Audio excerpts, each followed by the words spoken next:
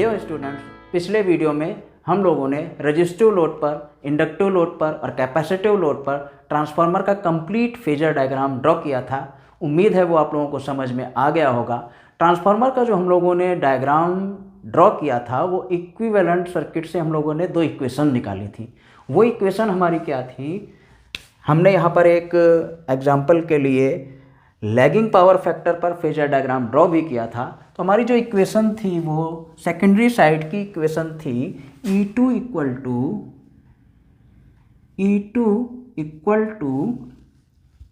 V2 plus I2R2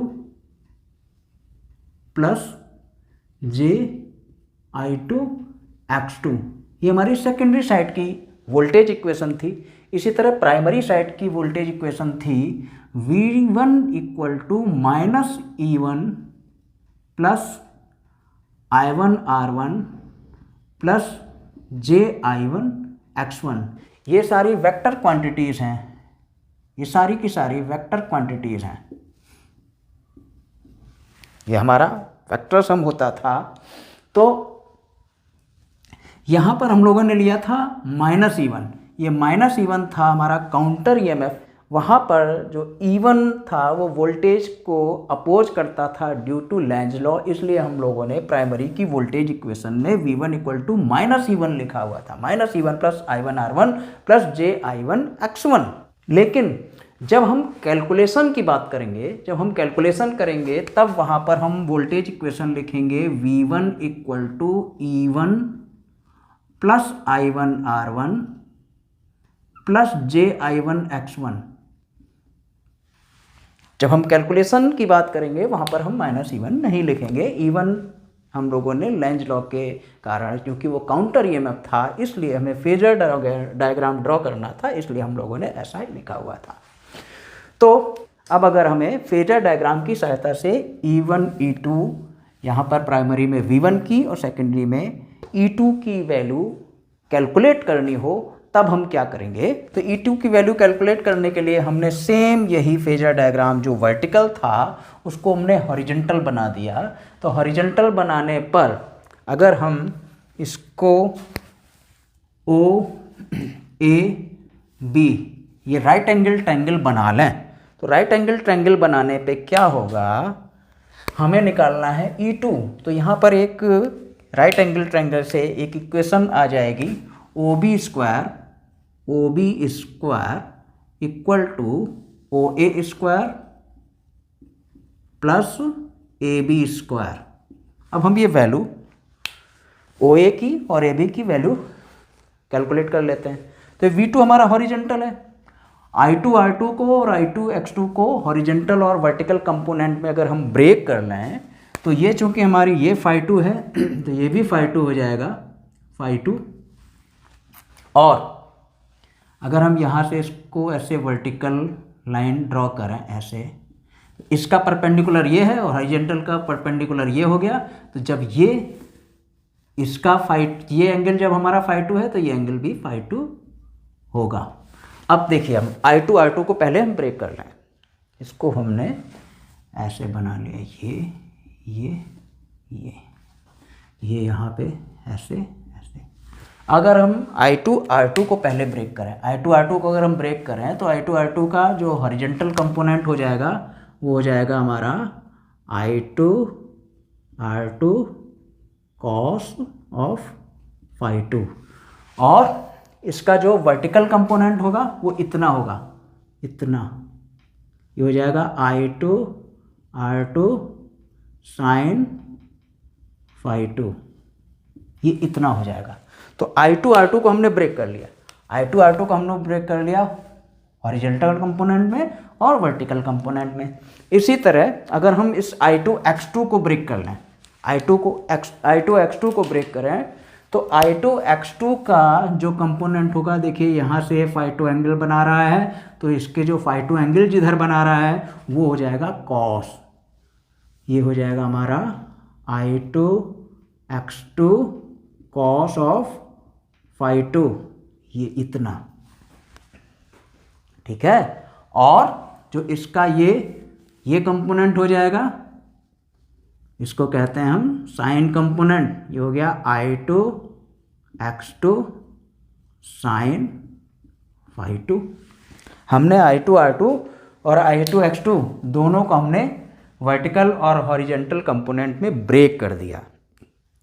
अब अगर हम ये लिखें पूरा इक्वेशन तो OB की वैल्यू क्या है? OB की वैल्यू है E2 square is equal to OA। अब OA क्या है? OA ये जो हमने जो ट्रायंगल बनाया था यहाँ पे OA क्या है? V2। इतना तो हो गया क्या? यहाँ से यहाँ तक V2 प्लस दिस यानी क्या हो गया?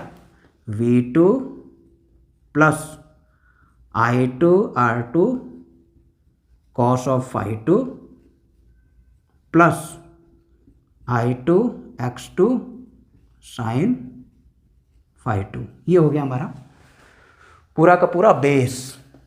This plus this whole square plus this no AB क्या होगा? दिस होल, ये पूरा का पूरा माइनस दिस, तो ये हो जाएगा हमारा I2 X2 cos phi2 minus I2 R2 sine phi2 whole square. ये हो गया हमारा इस ट्रायंगल से। अब अगर हम यहाँ से स्क्वायर हटा दें तो ये हो जाएगा स्क्वायर रूट। ये हम लिख सकते हैं। इसी तरह से हम जैसे था सेकेंडरी साइड का इक्वेशन उसी तरह से हम प्राइमरी साइड का इक्वेशन लिख सकते हैं। V1 is equal to under root E1 plus I1 R1 cos phi1 plus I1 X1 sine phi1 whole square plus I1 X1 cos phi1 minus I1 R1 sine phi1 whole square. इसको हम पूरा square root लिख दें। ये हम secondary side के equation और primary side की इक्वेशन लिख सकते हैं। अब यहाँ देखिए क्या था, रेजिस्टेंस और रिएक्टेंस की वैल्यू बहुत कम होती है। रेजिस्टेंस और रिएक्टेंस की वैल्यू बहुत कम होने के कारण इनका डिफरेंस जो होगा वो बहुत ही कम होगा और उसका स्क्वायर और भी कम होगा। तो हम इसको एक तरह से निगलेक्ट भी कर सकते हैं। तो अगर हम अप्रॉक्सीमेट लिखेंगे तो ये हो जाएगा E2 equal to V2 plus I2 R2 cos phi2 plus I2 X2 sine phi2। ये हो गई हमारी इक्वेशन सेकेंडरी साइड की, क्योंकि ये स्मॉल वैल्यू और उसके बाद भी निगेटिव, उसके बाद भी स्क्वायर होने के बाद इसको निगलेक्ट कर सकते हैं। इसी तरह यहाँ पे भी हम निगलेक्ट कर सकते हैं। तो हो जाएगा V1 equal to E1 plus I1 R1 cos phi1 plus I1 X1 sine phi1। ये अप्रॉक्सीमेट वैल्यू ये हो गई। तो इस तरह से हम एनालिसिस कर सकते हैं, कैलकुलेशन के लिए हम वैल्यू निकाल सकते हैं। बट यहाँ पे क्या दिक्कत है, यहाँ प्रॉब्लम क्या है कि इस फेजर डायग्राम में आपको सेकेंडरी साइड के लिए अलग और प्राइमरी साइड के लिए अलग इतने कैलकुलेशन करने पड़े। तो यहाँ पर हम अगर कैलकुलेशन को आसान करना चाहें, कैलकुलेशन को इजी करना चाहें तो होगा क्या, हम ये भी कर सकते हैं प्राइमरी साइड की जितनी वैल्यू हैं, चाहे वो रेजिस्टेंस हो, चाहे वो रिएक्टेंस हो या और वैल्यू हो, प्राइमरी साइड की जितनी वैल्यू हैं वो हम सेकेंडरी में ट्रांसफ़र कर सकते हैं, या हम सेकेंडरी साइड की सारी वैल्यू को प्राइमरी में ट्रांसफ़र कर सकते हैं। जो हमें दोनों साइड कैलकुलेशन करना पड़ रहा है तो हम प्राइमरी को सेकेंडरी या सेकेंडरी को प्राइमरी में ट्रांसफ़र कर सकते हैं, जिससे कि हमें कैलकुलेशन आसान हो जाएंगे, कैलकुलेशन हम आसान बनाया जा सकता है। तो हम रेजिस्टेंस और रिएक्टेंस को प्राइमरी साइड में या सेकेंडरी साइड में कैसे ट्रांसफ़र करते हैं, आइए वो देखते हैं। तो ये ट्रांसफार्मर है जहाँ पर प्राइमरी वाइंडिंग का रेजिस्टेंस R1 है, ये हो गया रेजिस्टेंस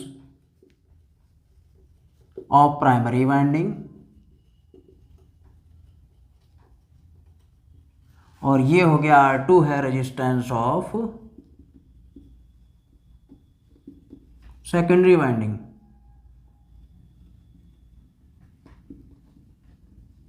R1 है आपका प्राइमरी वाइंडिंग का रेजिस्टेंस, R2 है सेकेंडरी वाइंडिंग का रेजिस्टेंस। अभी मैं केवल रेजिस्टेंस कंसीडर कर रहा हूँ।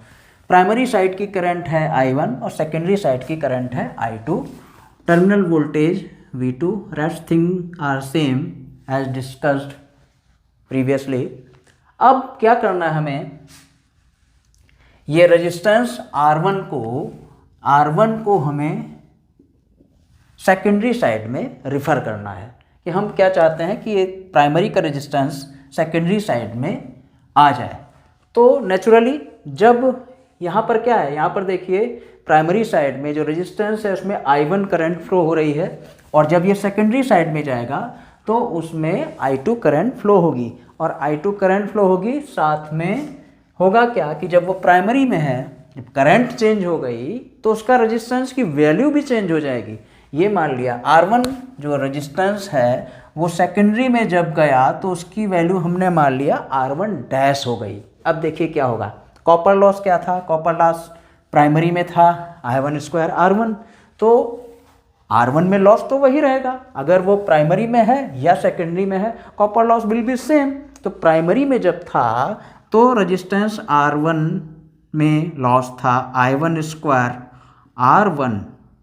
जब वो सेकेंडरी में गया तो उसमें करंट फ्लो हो रही है I2, यानी हो जाएगा I2², वहाँ का कॉपर लॉस क्या हो जाएगा I2², और उसकी वैल्यू हो गई R1 डैश।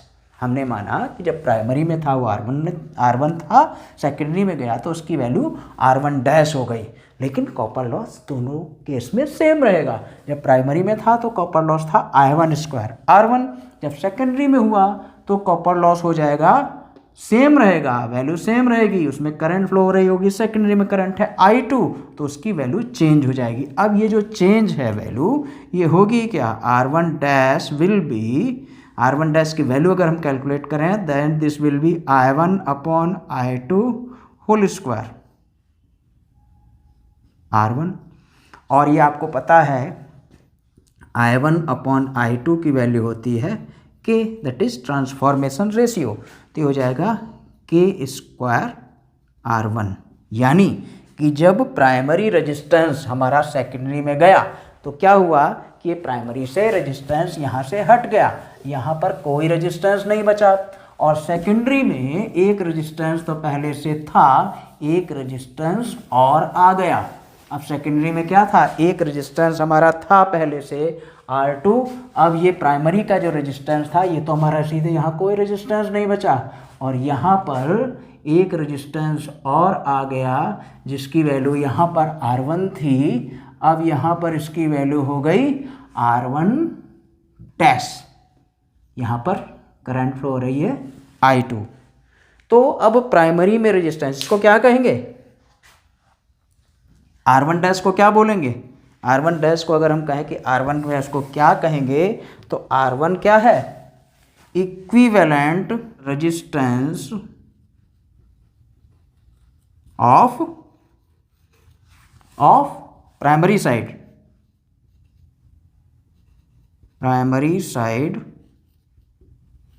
क्या referred to secondary. Primary side के रेजिस्टेंस को हमने सेकेंडरी में रिफर कर दिया, तो ये क्या हो गया, equivalent resistance of primary side referred to secondary. R1 dash हो गया, उसकी वैल्यू हो गई K² R1। ये जो R1 डैश है इसकी वैल्यू क्या हो गई, K² R1।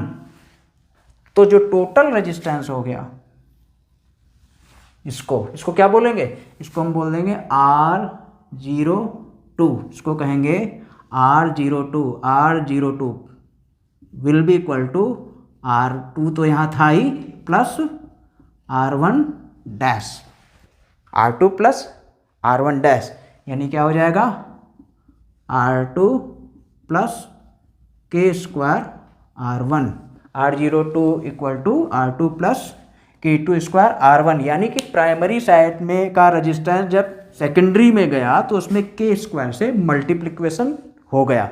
इसको क्या बोलेंगे, इन टर्म को, इस टर्म को बोलेंगे total equivalent resistance referred to secondary side।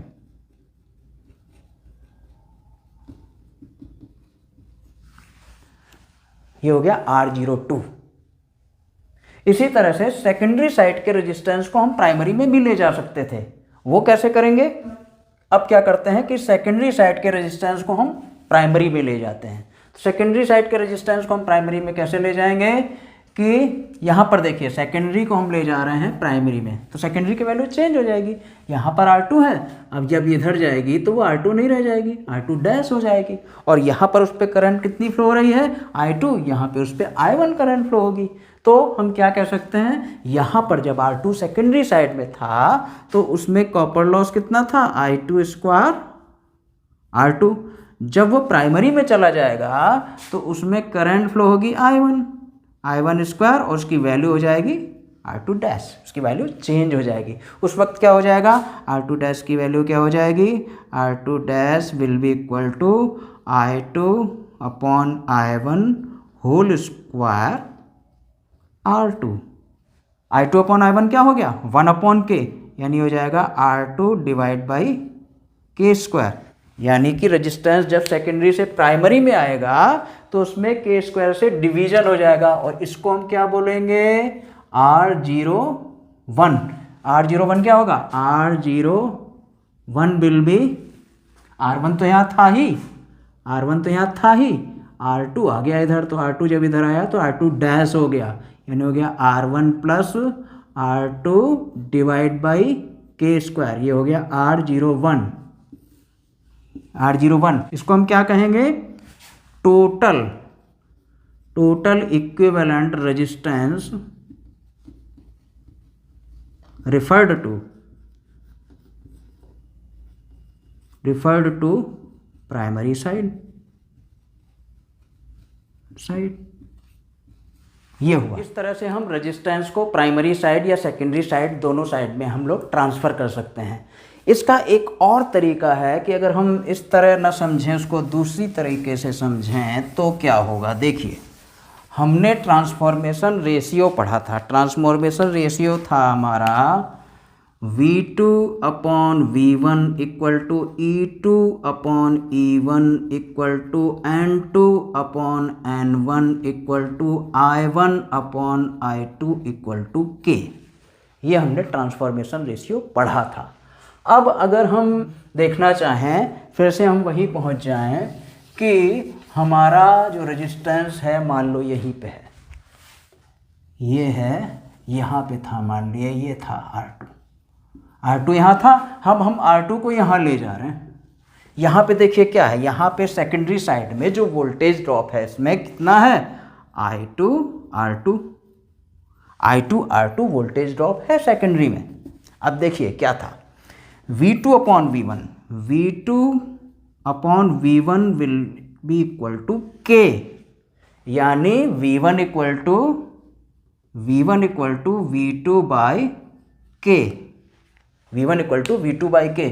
यानी कि सेकेंडरी में अगर ड्रॉप है यहाँ I2 R2, तो जब वो प्राइमरी में आएगा तो उसका ड्रॉप हो जाएगा कितना, upon K, I2 R2 upon K। वो जब यहाँ पे आएगा तो उसकी वैल्यू हो जाएगी I2 R2 अपॉन K। जब वो यहाँ आ जाएगा इसकी वैल्यू हो जाएगी I2 R2 अपॉन K। जब I2 R2 अपॉन K हो जाएगी, लेकिन यहाँ पे करंट तो फ्लो हो रही है I1, तो इस I2 को हमें I1 में चेंज करना होगा। तो कैसे चेंज होगा, I1 क्या था, I1 upon I2 equal to K है ना, यहाँ से I2 की वैल्यू क्या होगी, I2 की वैल्यू हो जाएगी I1 अपॉन K। तो वो यहाँ पुट कर दीजिए, तो ये हो जाएगा हमारा I2 की जगह I1 अपॉन K, और एक यही है R2 अपॉन के, यानी हो जाएगा ये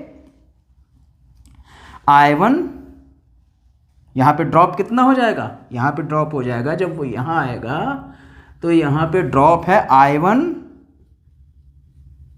इंटू R2 अपॉन के स्क्वायर, यानी यहाँ पे वैल्यू क्या हो जाएगी R2 अपॉन के स्क्वायर। एक मेथड ये भी है। तो आप किसी भी तरह से इसको देख सकते हैं। हमने निष्कर्ष क्या निकाला, हमने निष्कर्ष ये निकाला कि जब रेजिस्टेंस को हम इसको मिटा देते हैं, जब हमने रेजिस्टेंस को प्राइमरी साइड से सेकेंडरी साइड में ले गए, जब हम रेजिस्टेंस को, तो हुआ R02 इज इक्वल टू, जब सेकेंडरी साइड में ले गए R2 तो था ही वहाँ, और ये हो गया के स्क्वायर R1। जब हम रेजिस्टेंस को सेकेंडरी साइड में ले गए तो हो गया R02 equal to R2 plus के स्क्वायर R1। और जब हम रेजिस्टेंस को प्राइमरी साइड में, यानी इसको क्या लिख सकते हैं, टोटल रेजिस्टेंस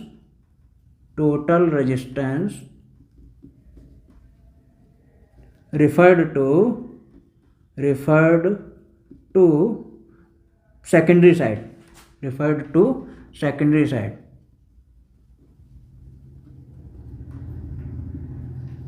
और अगर हम लिखें total resistance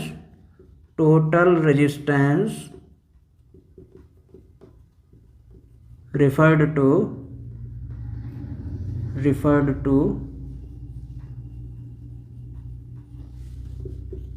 primary side, that will B R01, इसमें R1 तो था ही, और जब सेकेंडरी रेजिस्टेंस इधर आया तो हो गया R2 बाई के स्क्वायर। तो इस तरह से हम रेजिस्टेंस को सेकेंडरी साइड या प्राइमरी साइड में ट्रांसफ़र कर सकते हैं। सेम मेथड से हम रिएक्टेंस को भी, अभी हमने केवल रेजिस्टेंस को डिस्कस किया था, वहाँ पर रिएक्टेंस भी है, प्राइमरी में भी है, सेकेंडरी में भी है। तो इसी तरह से हम रिएक्टेंस को भी प्राइमरी साइड में और सेकेंडरी साइड में रिफ़र कर सकते हैं। तो वहाँ पर हो जाएगा total reactance referred to primary side, ये क्या हो जाएगा, टोटल ये हो जाएगा हमारा X01, ये हो जाएगा हमारा X1 प्लस X2 अपॉन के स्क्वायर। इसी तरह X02 हो जाएगा हमारा X2 प्लस के स्क्वायर X1। तो इस तरह से जब हम ट्रांसफ़र कर लेंगे तो जो हम लोगों ने इक्विवेलेंट सर्किट बनाया था, उस इक्विवेलेंट सर्किट में भी हम सेकेंडरी की क्वांटिटी प्राइमरी में या प्राइमरी क्वांटिटी सेकेंडरी में ट्रांसफ़र कर सकते हैं। तो हम इक्विवेलेंट सर्किट, तो ये हमारा इक्विवेलेंट सर्किट डायग्राम है ट्रांसफार्मर का, जहाँ पर V1 हमारा अप्लाइड वोल्टेज है, R1 resistance of primary winding, X1 reactance of primary winding, R2 resistance of secondary winding, X2 reactance of secondary winding. Primary current की वैल्यू है हमारी I1, सेकेंडरी करंट या लोड करंट की value है I2, impedance हमारा है ZL, load हमने लगाया है तो यहाँ पर टर्मिनल वोल्टेज मिला हमें V2, E1 है हमारा प्राइमरी EMF, E2 है secondary EMF, N1 number of turn in primary winding and N2 is number of turn in secondary winding. ये जो प्राइमरी करंट है वो दो पार्ट में डिवाइड होती है, एक है हमारी नो लोड करंट I0, एक है हमारी I2 dash current. I2 dash वो करंट है जो जब हम लोड कनेक्ट करते हैं तो सेकेंडरी में जब I2 करंट फ्लो होती है तो उसकी वजह से जो फ्लक्स होता है उसको कंपनसेट करने के लिए प्राइमरी में I2 डैश करंट फ्लो होती है।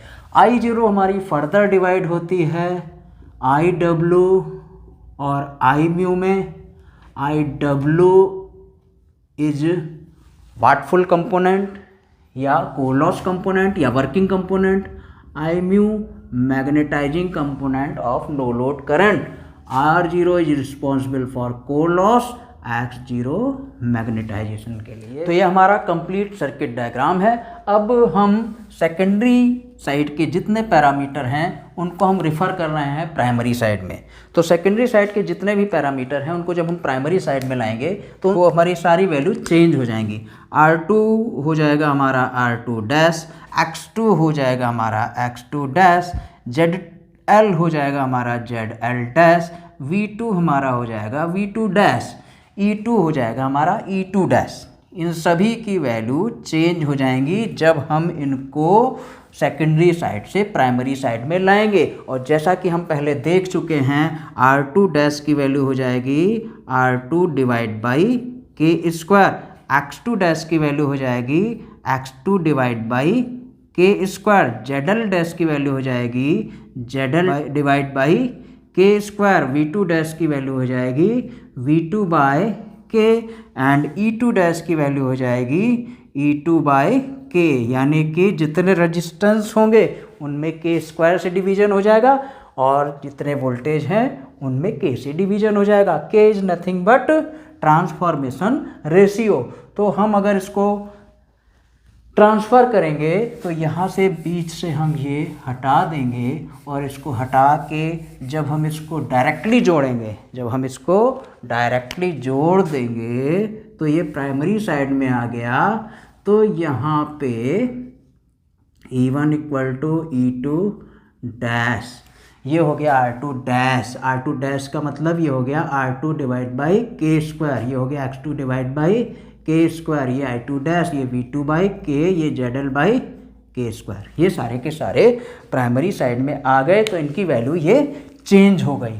अब हम क्या करें कि यहाँ देखिए क्या है, जो प्राइमरी करंट है वो दो पार्ट में डिवाइड हो रही है, I0 और I2 डैश में। I0 की वैल्यू चूँकि हमारी प्राइमरी फुल लोड करंट की 3 से 5% होती है, ये बहुत कम होती है, और IW और IMU जो I0 के ही कंपोनेंट है वो भी बहुत कम होते हैं, जिसकी वजह से ये जो हमारे नो लोड लॉसेस हैं वो बहुत कम होते हैं। और I0 की वैल्यू बहुत कम होने की वजह से हम इसको यहाँ भी ट्रांसफ़र कर सकते हैं। तो अगर हम इसको यहाँ से यहाँ ट्रांसफ़र कर दें तब क्या चेंज आएगा वो हम देखें।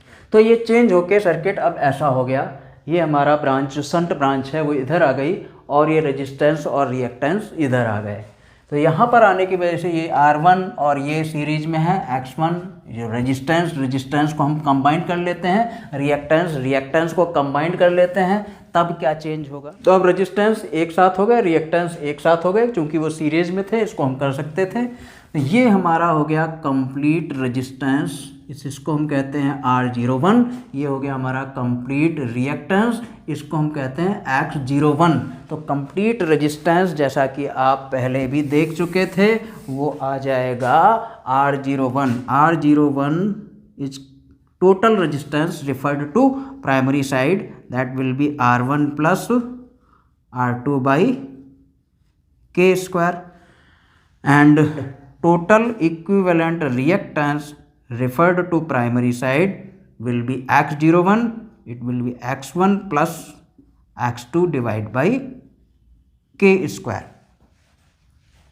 अब यहाँ पर क्या है, आपने क्या किया, इस ब्रांच को यहाँ से हटाया, यहाँ से हटा के इधर ले आए। तो इसमें चेंज क्या आया, थोड़ा सा चेंज आया, हम बता दें आपको क्या चेंज आया। कि अगर हमें ये नो लोड लॉस निकालने थे तो नो लोड लॉस कब मिल रहे थे हमें, क्योंकि ये शंट ब्रांच यहाँ पर लगी थी।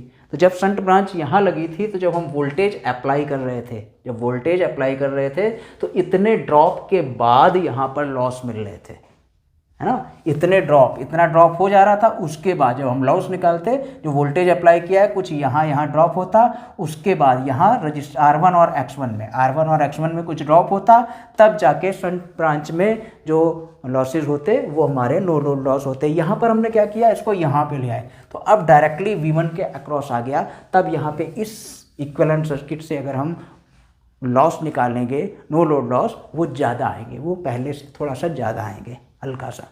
तो ये थोड़ा सा चेंज है। अब आगे हम अप्रॉक्सीमेट जब इक्विवेलेंट सर्किट बनाएंगे तो हम इस, चूँकि ये लॉस बहुत कम होते हैं तो इसको हम हटा सकते हैं यहाँ से पिक्चर से। अगर जब हम इसको हटा देंगे कैलकुलेशन को थोड़ा और आसान बनाने के लिए, तब सर्किट कुछ ऐसा बनेगा। यहाँ पर हमने सन ब्रांच हटा दी है, तब सर्किट ऐसा बनेगा। अब हम इनको जो R01 हैं उनको उसी फॉर्म में लिख देते हैं, तब इसका इक्विवेलेंट सर्किट आएगा। तब हमारा इक्विवेलेंट सर्किट कुछ ऐसा आएगा। इसको हम R01 और X01 को Z01 भी लिख सकते हैं, प्राइमरी करंट I1। तो ये हमारा अप्रॉक्सीमेट इक्विवेलेंट सर्किट है ट्रांसफार्मर का। इसको हम एक दूसरे तरीके से भी इस तरह हम बना सकते हैं, जहाँ पर ये अप्लाइड वोल्टेज V1 हो गया, primary current I1, total equivalent resistance refer to primary side, total equivalent reactance refer to primary side, ये हो गया total impedance refer to primary side. यहाँ Z01 इक्वल टू हो गया R01 प्लस JX01, ये हो गया हमारा E1, ये होगा हमारा E2। तब अगर हम इक्वेशन लिखेंगे, यहाँ पर अगर हम इक्वेशन लिखेंगे, अब हमने क्या किया कि सेकेंडरी के पैरामीटर हम प्राइमरी साइड में ले आए, तो हमारी इक्वेशन हो गई V1 equal to E1 plus I1 R01 plus JI1 X01। यहाँ पर अगर हम फेजर डायग्राम ड्रॉ करने की बात करें, अब हमें क्या करना है, दोनों तरफ फेजर डायग्राम वो कंप्लीट नहीं ड्रॉ करना है, अब हमें एक ही और फेजर डायग्राम ड्रॉ करना होगा, and that will depend upon the load, that will depend upon the load. तो अगर हम इस केस में हम एक एग्जांपल लेते हैं कि लैगिंग पावर फैक्टर के लिए अगर हम फेजर डायग्राम ड्रॉ करना चाहें तो वो E1 को ले लेते हैं रेफरेंस। E1 को हमने रेफरेंस ले लिया, वो भी हमने एक्स एक्सिस में ले लिया, तो ये हो गया हमारा E1, ये हो गया हमारा E1। E1 से अब क्या होगी, I1 हमारी लैग करेगी, I1 ये हो गई I1 angle फ़ाई1, I1 R01 E1 में ऐड कर देंगे तो हो जाएगा हमारा I1 R01, I1 R01, फिर JI1 X01, ये हो गया हमारा J नहीं लिखेंगे क्योंकि हमने 90 डिग्री रोटेट कर दिया है, तो I1 X01, और जब हम इसको ऐड करेंगे,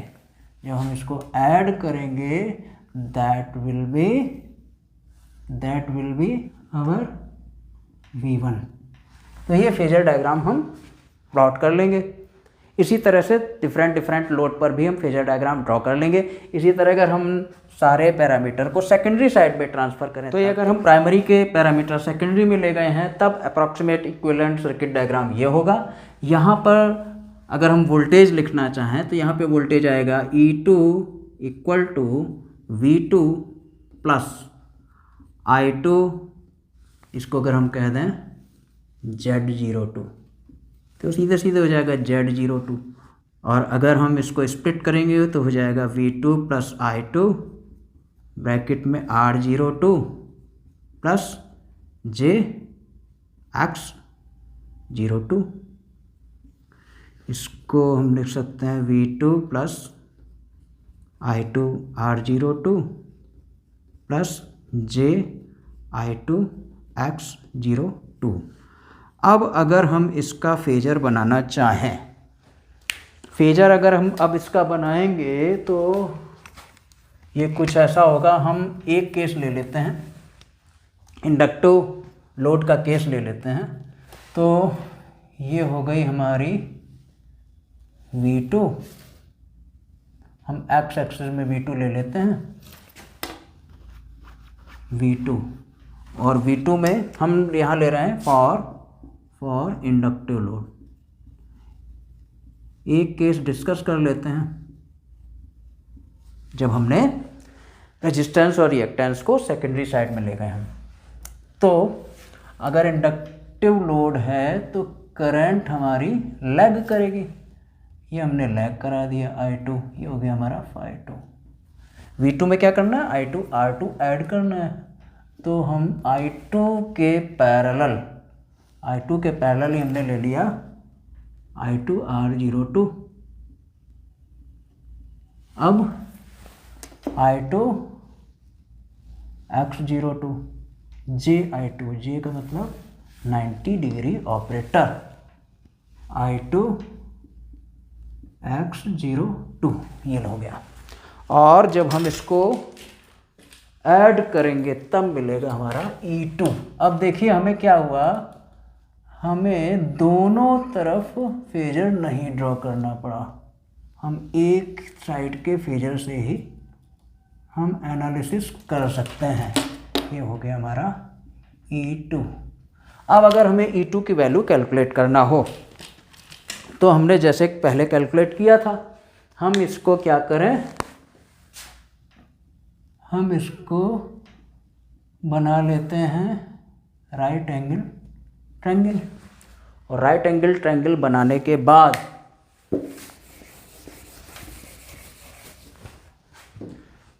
देखिए, एक तो कंप्लीट हम अप्रॉक्सीमेट निकालते हैं अप्रॉक्सीमेट वोल्टेज ड्रॉप। जैसे पहले हमने एग्जैक्ट निकाला था, फिर अप्रॉक्सीमेट निकाला था, तो हम ये मान लेते हैं, वैसे तो ये ऐसे आएगा, ऐसे, वैसे तो जो इसका अगर हम बोलें कंपोनेंट, हॉरिजेंटल और वर्टिकल कंपोनेंट में अगर ब्रेक करें, ये φ2 है तो ये भी φ2 होगा, और इसके वर्टिकल से ये भी φ2 होगा, है। तो इसको अगर हम ब्रेक करेंगे हॉरिजेंटली तो ये क्या आएगा, I2 R02 cos φ2, है ना।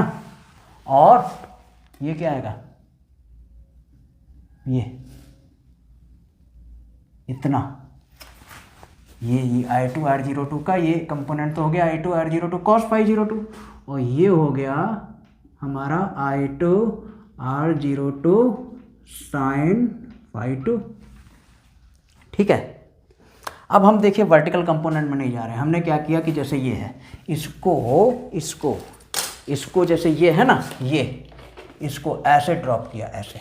वैसे तो क्या करेंगे, जब इसको हम ऐसे बनाएंगे तो ये तो थोड़ा सा आर्क होता है, हम अप्रॉक्सीमेट ले रहे हैं, तो ये क्या किया, हमने माना कि इसका प्रोजेक्शन यहीं आ रहा है। तो E2 और V2 का जो वोल्टेज ड्रॉप अगर हम निकालें, अगर हम वोल्टेज ड्रॉप निकालें E2 और V2, E2 माइनस V2 निकालें, आगे वोल्टेज रेगुलेशन में हमें वोल्टेज ड्रॉप निकालना होगा, तो E2 माइनस V2 अगर हम निकालें अप्रॉक्सीमेट, तो वो इतना ही तो हो जाएगा, है ना। हम वर्टिकल कंपोनेंट की बात नहीं कर रहे हैं, क्योंकि अगर हम इसका प्रोजेक्शन लाएं, इसका प्रोजेक्शन ऐसे लाएं, ऐसे, वैसे तो रोटेट होके बड़ा होगा, लेकिन अब अप्रॉक्सीमेशन कर रहे हैं तो मान लिया कि इतना ही है, मान लिया इसका प्रोजेक्शन ऐसे राउंड ना आके हमने इस पार्ट को निगलेक्ट कर दिया, तो हमने मान लिया इसका प्रोजेक्शन यही है, तो इसका प्रोजेक्शन क्या हो गया, ये क्या हुआ, I2 x02 का कंपोनेंट ये हो जाएगा I2 x02 sin φ2। यही हमारा होगा डिफरेंस। E2 माइनस V2 की बात करें तो ये हो जाएगा I2 R02 cos φ2 plus I2 x02 sin φ2। यही आपने पहले भी निकाला था, क्या निकाला था, यही तो निकाला था, E2 equal to V2 plus this, यही तो पहले निकाला था, और यही इससे आ गया। तो ये वोल्टेज ड्रॉप हमें आगे ट्रांसफार्मर के वोल्टेज रेगुलेशन के लिए काम आएगा।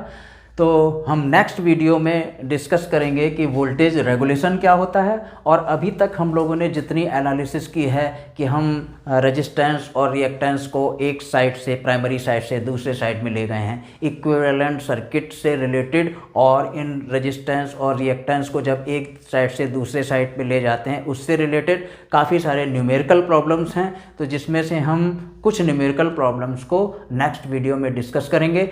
आज के लिए इतना ही। Thank you very much.